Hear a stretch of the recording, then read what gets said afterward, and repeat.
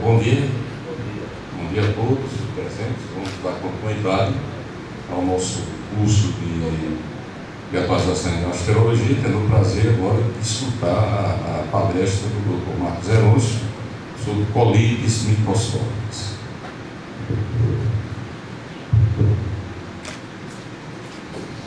Bom dia. Quero inicialmente agradecer o convite de Roberto para participar do curso.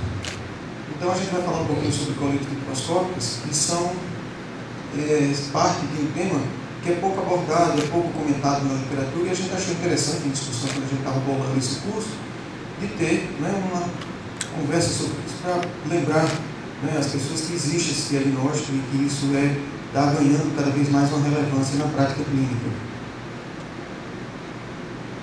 Esses são os meus conflitos de interesse. Então, quais são os conceitos com relação à colite microscópica? Então, as colites microscópicas hoje em dia, segundo vários autores, a gente chegou a comentar isso um pouco ontem, são consideradas tipos especiais da doença inflamatória intestinal, porque a inflamação está presente e existem muitas semelhanças com as doenças inflamatórias intestinais que nós conhecemos na prática mais frequentemente, que são a retocolite ulcerativa e a doença de Crohn. Então existe um processo inflamatório, geralmente crônico, caracterizado por recidivas e períodos de remissão, e essas características também são comuns às colites microscópicas. Então existe um quadro inflamatório de uma etiologia ainda não bem definida, e esses tipos especiais eles são divididos hoje em dia principalmente em colite colágena e colite linfocítica. Quando não há critérios suficientemente fortes para se chegar ao diagnóstico, e esses critérios são histopatológicos, alguns autores consideram também que existem casos incompletos de colite microscópica. Por isso que eu coloquei CM com I pequeno, que na literatura eles costumam colocar dessa maneira, que são os casos em que, no histopatológico, o patologista vê alguns critérios que poderiam preencher os critérios completos da colite microscópica, mas esses critérios não são suficientemente fortes. São casos aparentemente iniciais ou intermediários, casos que têm um quadro clínico muito parecido, mas os critérios histopatológicos não são completos. São causas consideradas hoje em dia comuns de diarreia crônica não sanguinolenta, e os achados macroscópicos eles são escassos ou ausentes. A imensa esmagadora maioria dos pacientes não apresenta qualquer alteração do ponto de vista macroscópico. E aí a gente chama a atenção para que numa investigação de diarreia crônica, atualmente, deve-se pedir um exame, o colega colonoscopista deve insistir em realizar biópsias seriadas, principalmente do cólon, para que a gente chegue a esse diagnóstico. Sem essa informação do histopatológico, na imensa esmagadora maioria dos casos, nós não vamos conseguir dar o diagnóstico de uma colite microscópica. Esse grupo foi fundado em Estocolmo e ele é parte do ECO, na verdade, que é a Organização Europeia de Cronicolite, que é o European Microscopic Colitis Group. Ele foi fundado justamente com a intenção de se estudar melhor as colites microscópicas, já que é um assunto que é pouco comentado na literatura. Então a intenção desse grupo é divulgar conhecimentos sobre as colites microscópicas entre os profissionais de medicina, promover pesquisa e há a intenção de desenvolver diretrizes no futuro para o diagnóstico e acompanhamento e tratamento desses pacientes. Aqui é só para a gente ter uma ideia com relação aos dados de epidemiologia. Esses dados eles são muito escassos, principalmente quando a gente compara com a doença inflamatória intestinal propriamente dita, Crohn e colite, existe pouquíssima informação sobre a prevalência e incidência das colites microscópicas no mundo. Então aqui são alguns dados que eu vi numa publicação. Vejam que com relação à prevalência, esses números aí são por 100 mil habitantes, nós temos muitas vezes algumas prevalências, como 10 aqui, 6, 7 ou 14 aqui no Canadá, para colite colágena e colite linfocítica, que são semelhantes a países que têm baixa incidência de Crohn e colite. Os países que têm alta incidência de Crohn e colite geralmente têm 50 por 100 mil habitantes. Até no Canadá mesmo a gente vê algumas estatísticas, em Calgary, por exemplo, 150, 200 por cada 100 mil habitantes. Mas nas regiões onde existe uma baixa ou média prevalência, Muitas vezes a gente vê a doença inflamatória intestinal clássica como sendo 20, 30. Então, esses números, claro que são menores, mas eles quase que chegam a se assemelhar com aquelas regiões de baixa prevalência da doença inflamatória intestinal clássica. Vejam aqui que nos Estados Unidos e no Canadá há uma inversão. Aqui a gente tem 1,6 e 2,7 para colite linfocítica, e aqui 7 para colite colágena, 14 para colite linfocítica. São as únicas regiões, segundo essa publicação, que a gente tem uma inversão com relação à prevalência entre colite colágena e colite linfocítica. Em geral, a colite colágena ela é mais prevalente, um pouco mais prevalente do que a colite linfocítica. Os autores consideram hoje como um problema mundial, apesar de se ter pouca estatística sobre isso, mas já há relatos de casos em praticamente todo o mundo.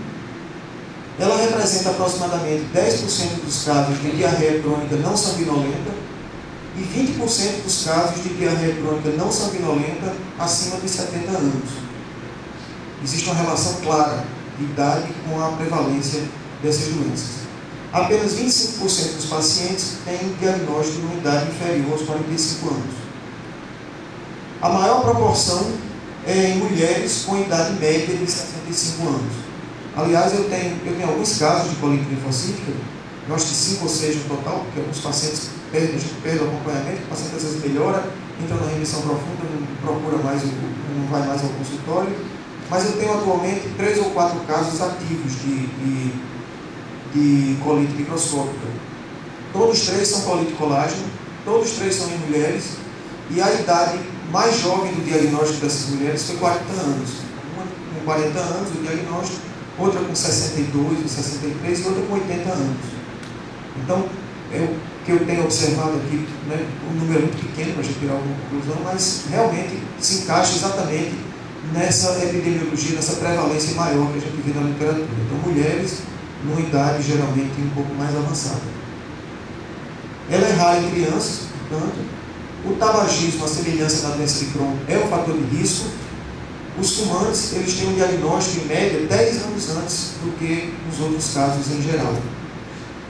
O odds ratio para fumantes com relação à colite colágena é de 2,4 e, no caso da colite linfocítica, de 1,6, mostrando que provavelmente há uma relação até maior do fumo com colite colágena do que com colite linfocítica propriamente. O quadro clínico, né, o que domina realmente a sintomatologia, é uma diarreia crônica não sanguinolenta, tanto para colite colágena como para colite linfocítica. O quadro clínico é praticamente indistinguível. Outros achados que podem acontecer em alguns pacientes são diarreia noturna, mostrando que há um componente orgânico, diferente da diarreia funcional, que geralmente não ocorre no paciente à noite. Pode haver incontinência, né, numa minoria de pacientes. Perda de peso é incomum. Então, uma leve perda de peso pode ser relatada em uma minoria de pacientes. Em geral, essas pessoas não têm repercussão sistêmica nenhuma. Não tem perda de peso, não tem alteração laboratorial, não tem alteração de proteína. E a dor abdominal, embora que ela não seja tão frequente, geralmente é leve e é mais frequente na colite colágena. Com relação à história natural da doença, 60% dos casos, segundo uma publicação, tem início insidioso, mas em 40% dos casos pode haver um quadro agudo, que aí há uma tendência a se cronificar. O curso crônico intermitente geralmente é benigno, como eu falei, não há grandes repercussões do ponto de vista orgânico. Pode haver remissão espontânea após 3 a 4 anos em muitos pacientes. Essa publicação não deu números, apenas falou many patients. Então, eu não sei o que são many patients, mas são muitos pacientes, talvez uma boa parte, não sei se ele quis dizer maioria, que não foram colocados números nessa publicação. Mas o interessante é a gente saber que pode haver, sim, depois de um certo tempo, uma remissão espontânea. Com relação à colite linfocítica, com o tratamento, em 80% dos casos pode-se conseguir uma resolução total, mas 63% podem apresentar uma crise isolada. O paciente entra no período de atividade, passa semanas ou meses em atividade e depois que cessa essa primeira crise, muitas vezes o paciente não volta a entrar em atividade. Outros autores ainda falam em 60% de recidiva após a suspensão da budesonida, que é o principal medicamento usado para tratamento, que a gente vai ver. O curso pode ser complicado em uma minoria de pacientes e há relatos muito isolados, assim, muito ocasionais, até mesmo de perfuração colônica, e a relação com o câncer de cólon ainda não está estabelecida, como ocorre na colite por retocolite ulcerativa ou na colite por doença de Crohn. Muito raramente há evolução para um quadro cirúrgico, né, para um desfecho cirúrgico, naqueles casos mais refratários. Que o comentário é com relação à ileostomia, né, para derivação do trânsito intestinal, ou até mesmo colectomia subtotal ou até total em casos isolados. Existe uma correlação com autoimunidade, mostrando que pode haver realmente uma correlação genética. Então, doenças reumatológicas, né, têm sido associadas com as colites microscópicas, a doença celíaca, o hiper e o hipotireoidismo e o diabetes mellitus. O odds ratio é alto nessas circunstâncias aí que a gente está vendo. Vejam que é 11, né, para a colite colágena e 16 para a colite linfocítica, bastando uma associação. Então, o risco aumentado de se ter colite microscópica, né, quando se tem uma dessas condições, uma ou mais condições, já é com relação a esses valores que vocês estão vendo aqui.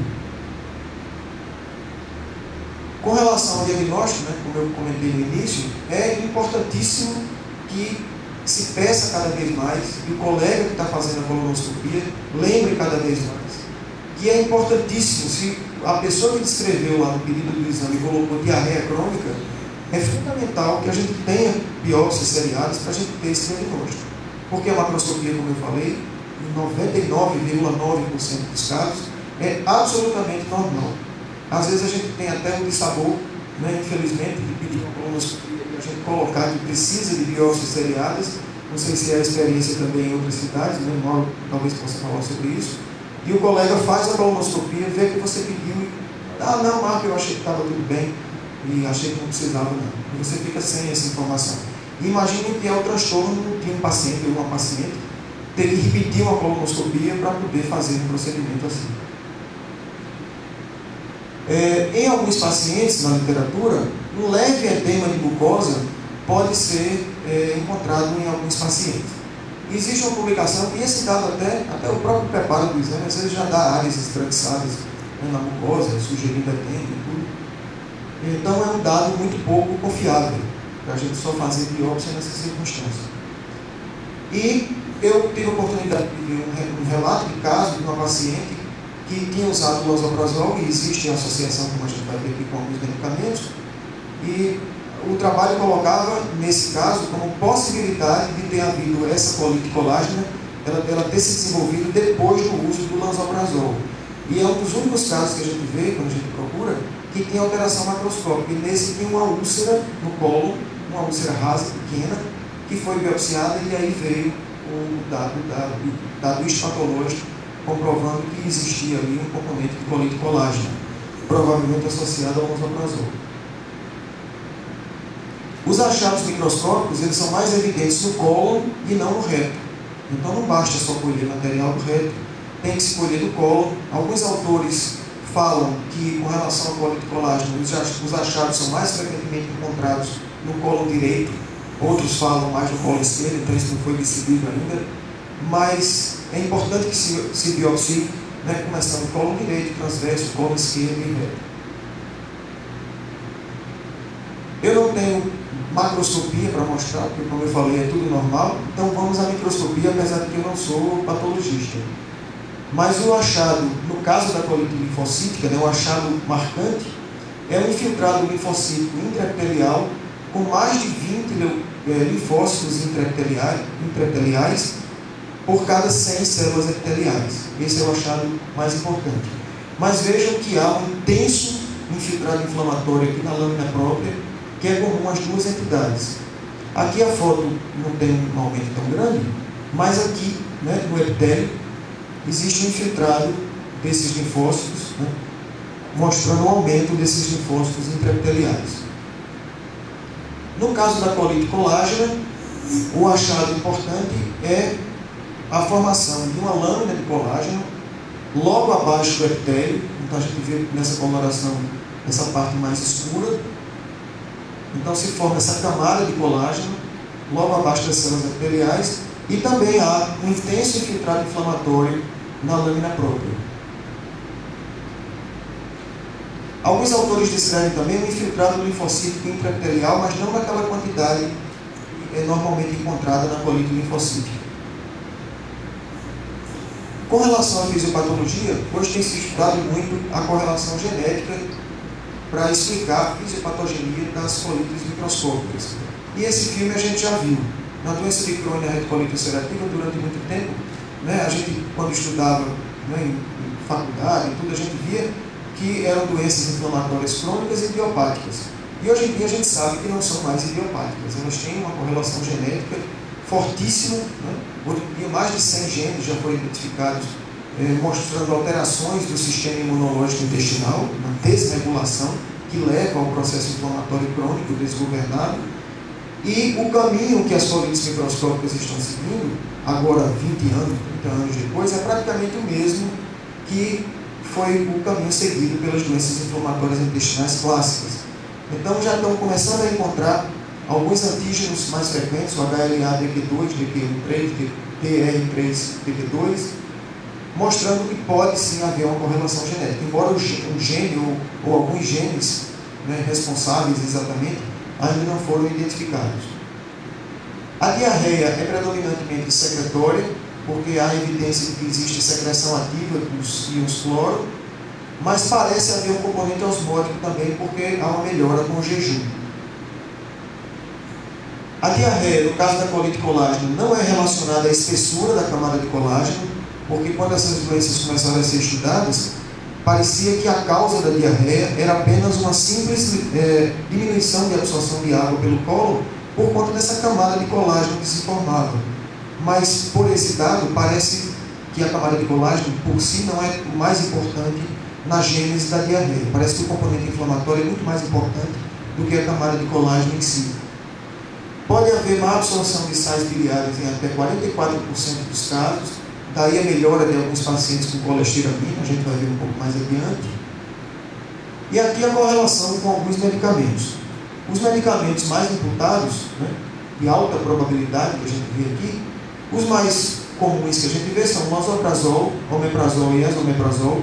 Então, dada a frequência com que os pacientes usam essa medicação, é importante lembrar que pode haver uma correlação com o uso dessas medicações. Aqui a gente também tem a ranitidina e a sertralina.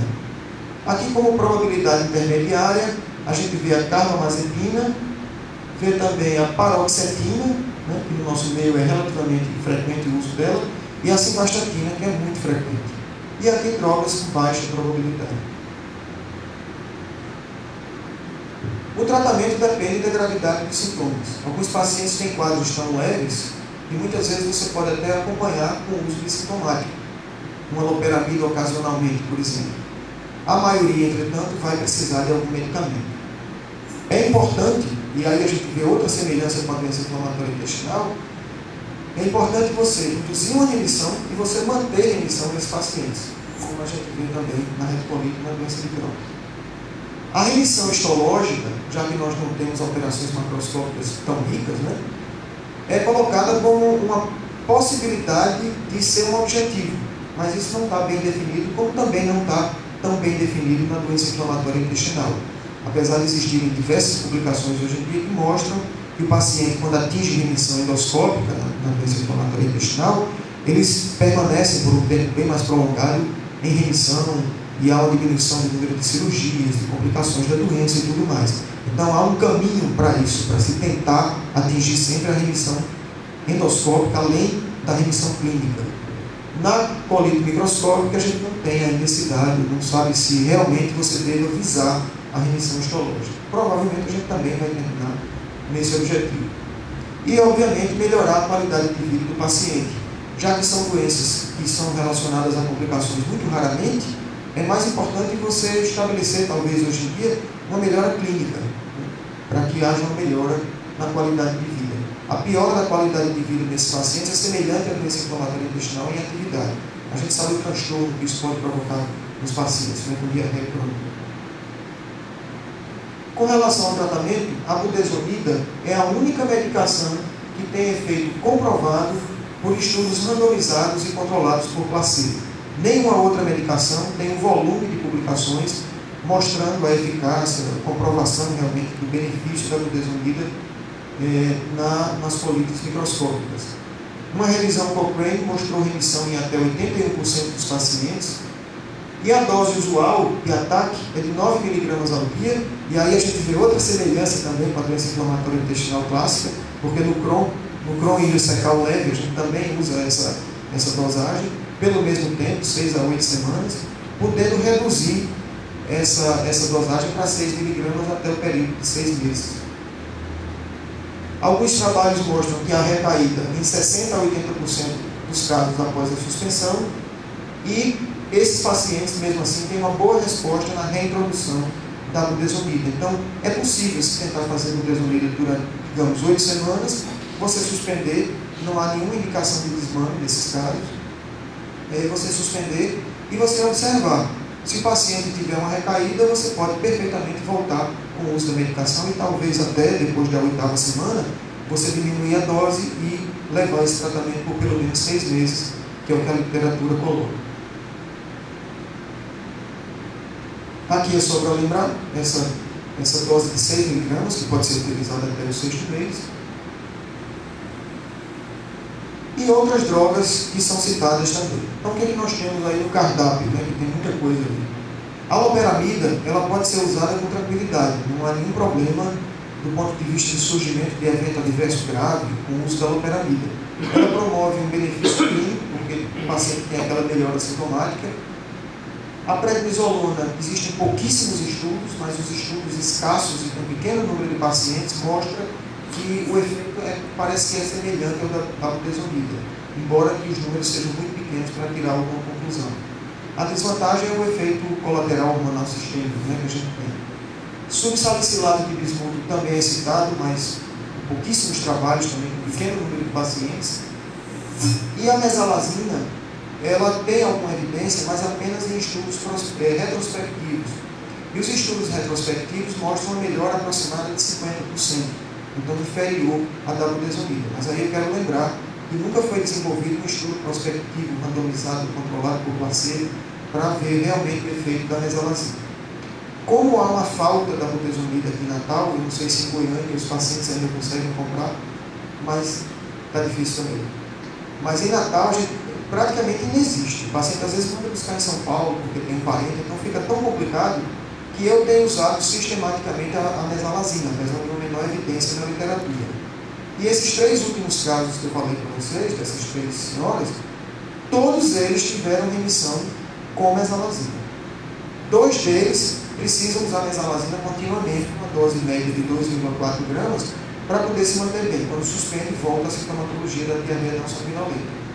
E o último caso que eu tive, que foi dessa senhora de 80 anos, ela teve uma remissão, ela está há 3 meses em remissão, depois de ter usado mesalazina por 3 meses. A gente não sabe, eu não sei o que vai acontecer.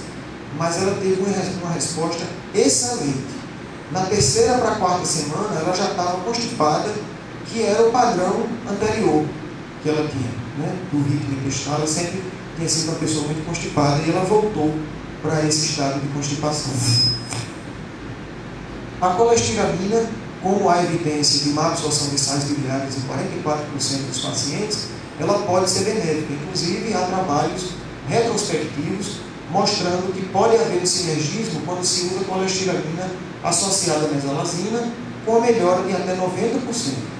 Mas lembrem que são estudos que não são tão bem desenhados, não foram desenhados para essa finalidade, porque são estudos retrospectivos. Mas, pelo menos, dá uma perspectiva de que isso pode ser realmente verdade. Os probióticos, né, não tem nenhuma evidência absolutamente que melhorem essas colites microscópicas. E com relação aos imunossupressores e às drogas biológicas, apenas existem relatos de casos que, para casos muito refratários a essas medicações comuns, mais comuns, principalmente refratários à budesonida, pontualmente pode haver melhora de algum paciente com esses medicamentos, mas não existem trabalhos desenhados especificamente para essa finalidade. Inclusive, até com drogas biológicas, existem relatos de casos também de remissão completa por causa do uso de adalimumab, infliximab. Então, como conclusões, eu acho que é importante a gente trazer essa ideia de que é importante pensar em colite microscópica quando a gente faz um diagnóstico diferencial para diarreia crônica. Indicar a colonoscopia com biópsias seriadas, incluindo colo direito, transverso, colo esquerdo e reto, na investigação da diarreia crônica. Considerar a budesonida como primeira alternativa para tratamento, uma vez confirmado o diagnóstico, mas a gente tem esse problema que a budesonida está ficando cada vez mais escassa, mais difícil de a gente encontrar aqui no Brasil. E considerar drogas alternativas com menor grau de evidência nos casos de falha da budesonida, como a mesalazina, a colesteramina e provavelmente outras drogas. Aí eu coloquei muito interrogado aí, imunossupressor e terapia biológica, pela escassez de dados que a gente tem na literatura. Então era isso.